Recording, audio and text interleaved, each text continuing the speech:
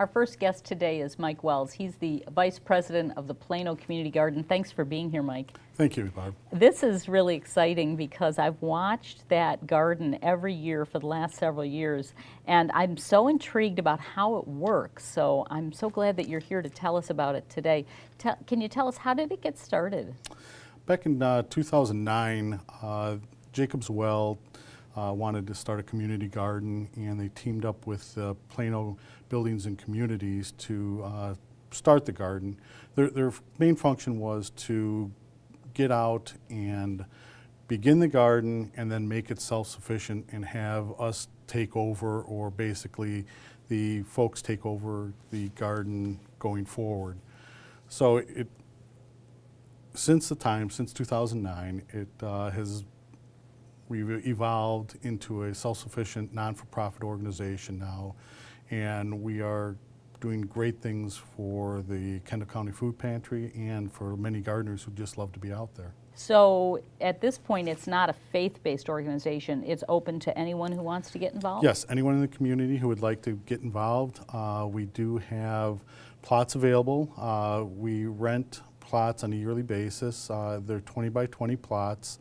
We do charge $25 a year. That covers insurance on the property because we have a generous landowner who the DeGotti family has allowed us to be there for the past 7 years, and that's given us the opportunity to build a sustainable garden out there and work very well with the landowner, with the city of Plano, and everyone else to keep this organization and build it into what it really is, a wonderful place for people to go out, grow vegetables, and learn what to do. Now, how did you get involved in it? I was a gardener at home. I know many of you out there are gardeners at home. And I have a brown thumb. I've made every mistake, that I can make. So yeah, a lot of times we have folks who come out from their homes. They either have too many shade trees, or for my instance, I'm a good gardener, except I had the issue where I had critters, a lot of critters. And what topped it off was I really had a nice garden going, but the deer were eating it, the raccoons were eating it, and I really wasn't getting much to eat. I was getting very little, and the final straw was my wife was out of town, and I was watching this nice big tomato, and it's all through the week, and it's like Friday I'm going to eat that. I get home on Friday, and the ground squirrels had chewed out the whole thing and just left the skin there, and there was nothing left. It's like, that's it. I can't grow anything here. I have to find some place with more sun, and where I can talk to other people, learn things, and the Plano Community Garden offered that possibility. So that's interesting. Do you have people that people are clamoring really to get involved with it? That's what I've seen, is that it seems like there's a lot of people that have a lot of interest in it. Every year we get new gardeners in. They start, and some work out, some don't. They're on a learning curve. First-time gardeners, we offer a lot of assistance to. They'll come out, they'll get their plot. They come out, they see the nicely tilled soil. It's beautifully tilled, no weeds, no nothing. They plant their seeds out there. They say, okay, I'll be out in a week to water, and then I'll come back in a couple weeks, and then I'll just pick my vegetables. They forget the one most important step, and that's maintaining the garden, which is there's a word, weeds, and weeds tend to grow better than your vegetables, so it does require quite a bit of extra diligence on the plot owner to be out there and go through and maintain that plot. How much time do you think in a week for you, for one plot out there at the Plano Community Garden? What kind of a commitment do people have to make? Typically, we have folks who come out, 2 or 3 times a week. I'm out there quite often, a lot more than that, because I'm also maintaining a lot of the property, to mowing the lawn, tilling, and keeping the gardens going. There's a lot to maintaining that garden, not only from the perspective of gardeners who come in, but also just the whole property situation out there. So it sounds like people say, hey, I'd like to do this, and then some stay and come back another year, and some say, nah, gardening's not for me. Yes. But there's always space, and there is help available. Yes, there's always space, there's always help available. We do have master gardeners who are out there. We have many folks who have been out there gardening now, like myself, for over 7 years. We can give plenty of tips and make it easy for those first-time gardeners. Wonderful. Let's take a quick break. When we come back, I want to ask you some questions about how we get involved, where we meet to learn more, where we can find out more information, and some of the rules of the garden so that we can get started, okay? Sure, Barb. Thank you. All right. We'll be right back right after this. Mom! What? You can't find Ichabod. What?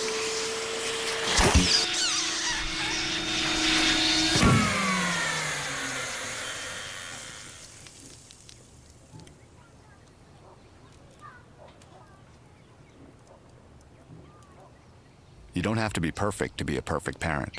There are thousands of teens in foster care who would love to put up with you. Everyone has friends. There's online friends, friends to go out with on a Saturday night, friends to hang out with and do nothing, friends who show up on moving day. And then there are the friends who'll be there if someone is dealing with a mental illness. Are you one of those friends? We're talking with Mike Wells. He's the Vice President of the Plano Community Garden. You were telling us, Mike, about just really the joy of getting involved in the garden and going out and working in the dirt and getting your plants to grow. How do we get involved? What's the first step? Typically, for new gardeners, we get in probably 5 new gardeners a year. We a lot of times hang signs out trying to get new gardeners, but we do have a Facebook page, Plano Community Garden. Come like us, please, and join us there. It'd be great. We also have a P.O. Box in Plano, P.O. Box 217. If you want to just send us a card or want to communicate with us, that's a good way to meet us. But the best opportunity is to come to our meetings. We have meetings once a month on the first Tuesday of every month at the Plano Community Library. And the final opportunity is just come out and see us. Okay, when do they start planting?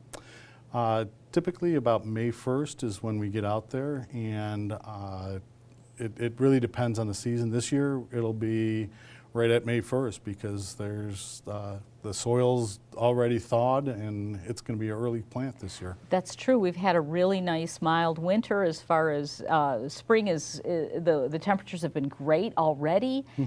So you could have a really good crop this year. Yes, a bumper crop and get things in early.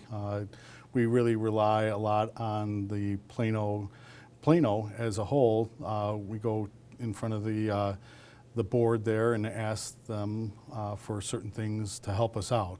They do allow us to use their water and fill tubs so people can water their plants out there. They also allow us to use the rototiller that they have on their tractor. That starts us off for the season.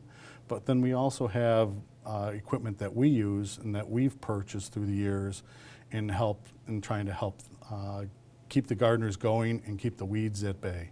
That sounds wonderful that you have that support from the city of Plano, that they're actively giving you assistance. What about the gardeners themselves? What kind of tools should they bring with them?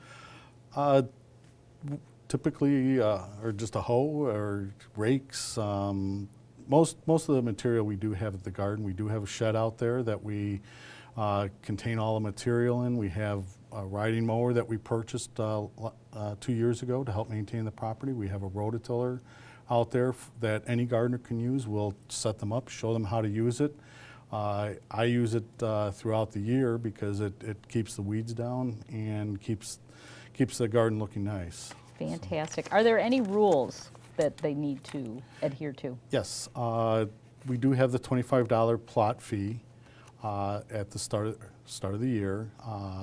We also require 8 hours of volunteer work throughout the year to Just 8 hours for the whole season? for the whole season, just 8 hours to come out, That's help.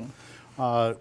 That help actually is a added benefit because we have plots set aside specifically for the Kendall County Food Pantry that we grow vegetables on, and we use that volunteer work to help keep those plots maintained, and a lot of that material or a lot of that food goes to the pantry and helps them out. Now, we also have the option for a gardener who comes in new, we'll start with the 20 by 20 plot. But the next year, if they're doing well and they're able to maintain and they want a second plot, we'll give that to them for free with the caveat that they help donate some of their produce to the pantry. Well, you were telling me before the show that even someone with a small plot at the community garden ends up with more than enough for their family and to donate. Yes, there's, you wouldn't believe how many tomatoes you get out of a plant, and there's ample opportunity. A lot of times folks cannot make it because they're either on vacation. So we have on Wednesday morning opportunities for people to come out and help pick for the pantry, and those folks also are utilized to pick other people's plots if you so wish. Tell them, I'm not going to be there, please pick my plot and donate all my produce to the pantry. So it's a win-win situation for a lot of folks. They get out there, they get their fresh vegetables, they get garden, meet a lot of new folks, meet a lot of characters too. There's some good characters out there. This is such a wonderful story, and I'm so glad you were here to tell us about it. Once again, give us your Facebook page. We're Plano-Community-Garden on Facebook. Okay, and the next meeting will be the first Tuesday of the month, and it's at the Plano Library. And what Yes. time is that meeting? That's at 7 p.m. and we're in the upstairs conference room. Fantastic. Mike Wells has been our guest here on Fox Valley in Focus. We're going to take a break, and when we come back, we're going to talk with Rick Bill. He is Director of Operations for the Kendall County Food Pantry, and he's going to tell us what happens when that shipment of vegetables arrives. So don't go away. We'll be right back. We're gonna rob your house tonight.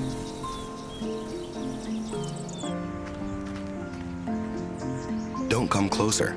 I have rabies. Don't you wish there were warnings to protect you from life's risks? With diabetes, there is one. It's called A1C, a simple blood test that helps measure your risk of serious complications. Learn more at diabetesa1c.org. Underneath everything we are all people. And when we reach out a hand to one, we can influence the condition of all. That's what it means to live united. Rick Bill joins us now. He's the Director of Operations for the Kendall County Food Pantry. Rick, it's so good to have you here. And this is such an exciting story. Here we are looking at the first days of spring and just enjoying it so much. And as our guest earlier, Mike, was saying, we could have a bumper crop of fruits and vegetables coming out this year. That would be fine. That would really be fine for the food pantry. And I got to thank Mike, I mean, for what he does for us, because you know, a lot of times, you know, you're growing the garden, but you really don't see what happens after it gets loaded up in the truck and brought over to the pantry. And, you know, get community garden. The word community is there, and you're really, what are you doing? You're helping the community. And boy, do you ever. I mean, it means a lot. The pantry itself is a story all its own, and it's such an incredible place. If no one's ever been to our Kendall County Food Pantry, I think they'll be just amazed, absolutely amazed. But it's a choice pantry. Yes. And maybe you could explain a little bit about what that means. You know, obviously, and you know Maria Spaeth, our executive director, this pantry wouldn't be what it is without her. She's an inspiration for everybody there and everybody that comes in there, and some of the improvements that we've made since it was founded back in the 80s, you know, and that's what really makes it special. But Maria also cares enough and knows enough that a choice pantry means you're not just showing up at the door and getting 3 bags of groceries and sent on your way. You've got a shopping cart. You can come through the pantry, and you can make choices of what you want. You know, when it's available, obviously. You know, I'll take that can of corn, or I'll take the beans, and no, I don't want the rice, or whatever. And that helps build self-esteem, I guess, in the clients themselves, because it's not like you're just getting a handout. You're being able to make choices, and you're being able to make wise choices that would fit your family. And these are all people who, for some unforeseen reason, they end up at your door. A lot of them are trying to build a life. Some of them are there just for a short amount of time while they get back on their feet. And you see people come and go. And this is keeping dignity and just a sense of value and being able to give their family something good. Key word, dignity, you're right. We hear a lot, we've heard a lot in the last couple of years that I used to donate to this place. I used to volunteer at this place. Now I need this place. Oh, that's scary. It is. But for people to know that there is this place that they can come to, our new building compared to the old building, there's a waiting room now where people used to have to stand outside in the elements in the winter 3 hours just to get in the door. You know, which should dispel any myths that somebody's scamming the food pantry, because if you're going to stand out in the weather for 3 hours for some groceries, then. You know. But now, you know, Maria made sure that there was a room in there for the kids with toys to play in, to make it a nice experience for them to come to get food. It's so well rounded, and it's a pleasure. It's pleasant to go there. Not only being helped and all the other various things that we do, but just to make it a nice experience when you come through. Do you see people that go the other direction, end up being clients of the pantry, and now they're giving to the pantry? Yes, that's happened a lot. And people have come back and said, geez, thanks for everything that you've done. Now here, let me help you. And that's nice to see that we're not there for the appreciation. We're there to help. But you know, when somebody's leaving after being there for the first time, and all she can say to everybody is, God bless you, and you can see the tears, you know that, you know, somebody was there for somebody in a time of need. It made a difference. Yeah, make an impact. That's what Maria likes to call it. We all make impacts on people. Tell me, Rick, about the produce. When that truck shows up from the Plano Community Garden. It's amazing. What they grow there. You know, how big of a truck are we talking about It's a pickup truck that's full. I mean, full of bins of food every week. And when we put that out, and the clients come through, and we get produce from Jewel, and we get it from Aldi and Target. But when the fresh grown produce come out, I mean, that's the first to go, and you can see it on the people's faces that they're getting something fresh. Something grown locally, something, and I don't know, I think it adds a little to their experience. It adds to what they want to take home. You know, lettuce or radishes or onions and tomatoes, cherry tomatoes. It's an experience that, for all of you growers out there that contribute to the pantry, you got to see the tail end of it when people actually get to take home the product. Any idea how much they bring? You know, now I should know that, because everybody weighs what they bring in. It's hundreds and hundreds of pounds a year. It's amazing. Truly a lot of produce. It's absolutely amazing. It is. I want to ask you so many more questions, but let's take a quick break, and we'll be back right after this. Great. Everyone has friends. There's online friends,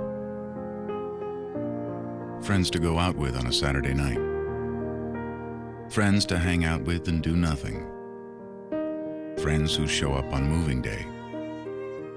And then there are the friends who'll be there if someone is dealing with a mental illness. Are you one of those friends?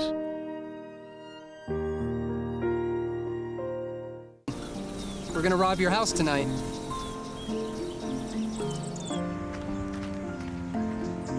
Don't come closer. I have rabies. Don't you wish there were warnings to protect you from life's risks? With diabetes, there is one.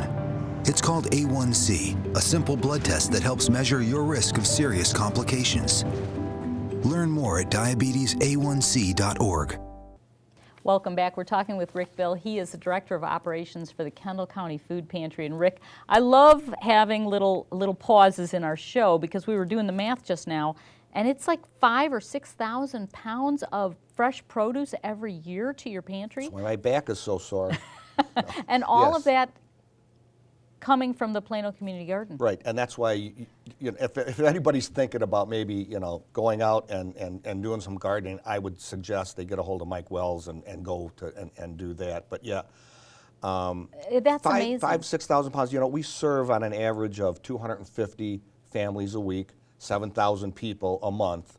So we'll take all you can give us, and that just helps immensely. That is amazing because you said earlier that you are also getting produce from the major grocery companies in the area, and for the need to be that great and the response to be that wonderful. I mean, we're so blessed. We're so lucky. And it's just an incredible story. But that begs the question, where is your pantry? Tell us more. And what other things can we do to help? In Yorkville, 208 Beaver Street, 208 Beaver. It's on the south side of town, just off of 126 or 47, whichever way you want to enter Fox Industrial Park. We can always use help. You can call us, 630-553-0473. Visit our website, which is www.kendallcountyfoodpantry.org. Facebook, Kendall County Food Pantry org. Stop in. We're open every day from 8 until noon. There's somebody up front that can help you. And fill out a little application and you're good to go. Okay. Now, what about those folks that need to register to actually take food? Anytime you want to come in during the day, till noon, or on Thursdays when we distribute the food, the only thing you're going to need is proof that you live in Kendall County and the size of your family, birth certificates or whatever for how many children that you have. You're allowed to choose food based on the size of your family. Okay. And so it's a simple process. It and is. you know that no one's going to show up at your door unless they truly need. I mean, you were True. talking about dignity before. It's got to be a very hard thing to actually go and register at the pantry and say, yeah, I need help. One of the things that Maria tells us, and again, we're all 100% volunteer organization, from top to bottom to 1 day a week to every day a week, all volunteers. We rely totally on donations, and one thing that we don't do at the pantry is we don't judge. If you're there, you need to be there. We do not judge. So. It's an amazing thing. It really is. It's a beautiful pantry, and it's worth going over just to see it because It's big. It is. It is, yeah. It's a phenomenal thing that you've built. And one of the things that I wanted to bring up in our show is that recently the pantry added a Kendall free clinic for the medically uninsured. Can you tell us a little bit about that? Dr. Kavanaugh from Sandwich and his wife, Kathy, we've built an actual little clinic in the pantry. And on Thursdays, with an appointment, you can come in and you can be seen by Dr. Kavanaugh, and he brings a nurse in. And that's been quite receptive, and it's a good thing, too. Not everybody has insurance, so they donate their time there, and it's really great. You have some other unique things. I know you care enough to care about people's pets. You have some things in the pantry that totally surprised me when I went over to see it. One of the few pantries that actually distributes pet food.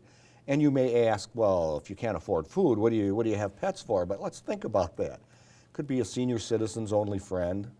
It could be a family that now needs assistance, needs a little help. Well, you're not going to get rid of the family dog or cat. And if you have animals, they're just as loved as part of your family. So we try to take care of them as well. That's wonderful. And keep them out of the shelters. Yeah. That's where you don't want them. You don't want to give them up and have them in the shelters. Yeah. It seems that everything that happens, there's another reaction or repercussion. And so you're looking at the big picture. We try to. You know, we have clothing there. The clothing department's amazing. The ladies that work in the clothing department, they sort everything. They put it on hangers. Sometimes they wash it themselves, clean it, and put it out. Wonderful. That's just, it's amazing that we do that. PIC has a presence at the pantry. Mutual Ground has a presence at the pantry. So we try to make everything, you know, like one-stop shopping, I guess. And the nice thing is, and you've mentioned it a couple times, but those volunteers. And you had told me before the show that the pride that they take, and we were talking at that time about the fruits and vegetables and how proud they are to put out everything that was brought by the Plano Community Garden, but just the pride that they show in every department at the pantry in making it, as you said, a choice pantry, that everything is displayed nicely, everything is clean, it smells fantastic in there. Never did I ever think I would be volunteering at a food pantry. But now that I am, and I've met some of the greatest people on this planet. Our community, again, Kendall County, the residents there have been very receptive to us, but I'm saying the volunteers there, every single one of them are just genuinely wonderful, kind, and caring people, and that's really makes it enjoyable, just the family friendship that you achieve while you're volunteering there. And I know a lot of volunteers in the world tend to get, there's a little bit of, you know, they get tired, they get burnt out. Not at the pantry. They can't wait to get there, and they always come back. Yeah, you're right. It's amazing. I hope that I can be as ambitious as some of our people that are volunteering there that are up in age. It's amazing, just their veracity when they're there. That, you know, just they never want to give up. They never want to sit down. And I was surprised when I was talking to you earlier this week. Maria now has a new assistant. We were hoping to get Marianne Griffith. She is the new assistant director. We need to have her on the air one of these days soon, so we can get to meet her. Yes. Maria, as you said, is such an inspirational person. And so, how did Marianne come on to the picture? Well, actually, her daughter Katie is studying at Illinois Benedictine. Where are the In Bears? Lyle? In where the Bears have their camp. Okay. Nazarene. Okay. And she came by and she's studying social work, social studies, and she volunteered last summer. Well, now she's going to intern there. Well, then her mother came by, and you know they both kind of fell in love with the pantry, and we fell in love with both of them. And so there was an opening there for Marianne to step in, and she's got some very good skills for what she does, and it seems to be working out. Katie will be back again this summer working with us, and you never know. We'll look forward to a future show, and hopefully we can get her on and meet her as well. It's been really a joy having you here on our show today, and I want to thank you, and thank you for everything you do. And for that, I have to say we're out of time, but what a wonderful story. Thanks for being with us here on Fox Valley in Focus. I'm Barb Nadeau.